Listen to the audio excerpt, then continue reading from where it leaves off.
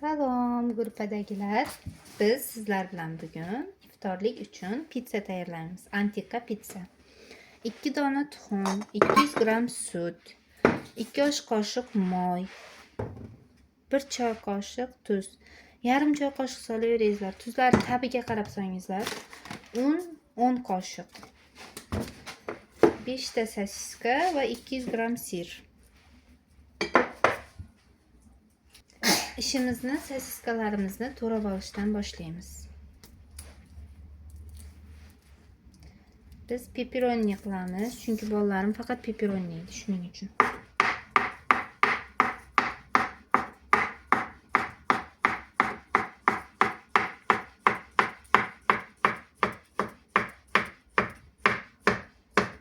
Bu pizzani eng asosiy fishkasi xamirida.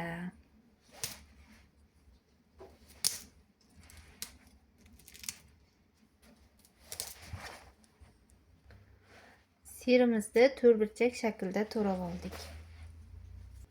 Endi bismillah deb pizza xamirini tayyorlashni boshlaymiz. Bismillahirrohmanirrohim.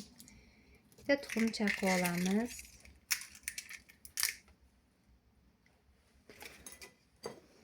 Mening perchatkim bor, lekin perchatkada ish qilolmayman, shuning uchun hamisha qo'lda ko'rsataman. Hamma narsani perchatkada ish qilsam eplolmayman. Shuning uchun.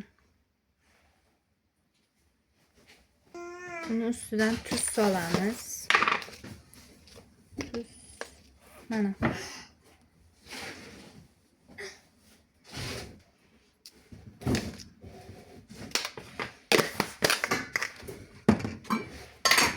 Bir piyola sut. Bosh joy. Bir chimdim tuz soldim va bir piyola sut. Bismillahirrohmanirrohim. Ozgina yana sutim ortib qoldi, sovordim men.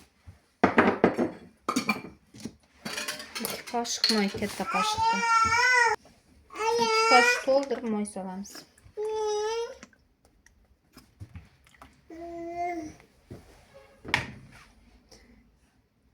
Endi aralashtirib olamiz, xuddi shu massamizni. Bismillahirrohmanirrohim.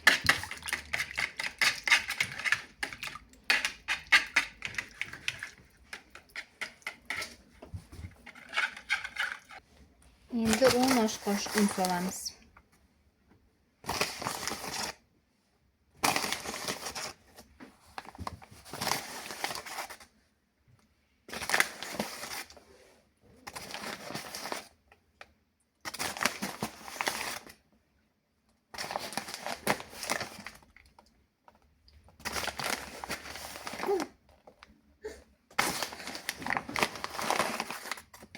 Un qoshiq.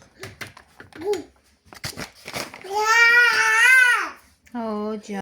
Sizlar 8 osh qoshiq solingizlar, 1 piyola sutga qisalaringiz. Menda hozir picha quyuq bo'lib qolganda ozgina suv sovordim. Sababi men qizim xalaqit beryapti. 10 qoshiq soldimmi, 10 qoshiqdan ko'p sovordim, tushunmay ham qoldim. Mana shunaqangi quyuq suyuqligi mana shunaqa bo'ladi.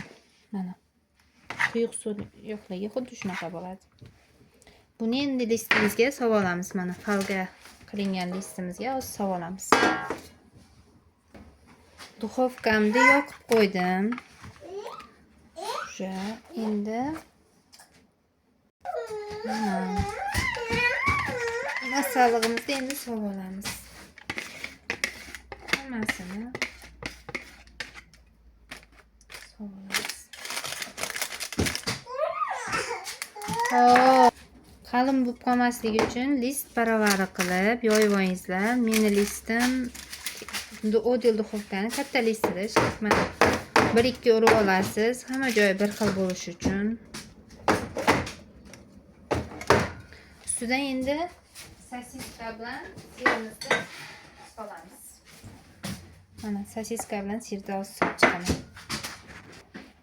Mana qizib turgan duxovkaga 30 daqiqaga yuboramiz.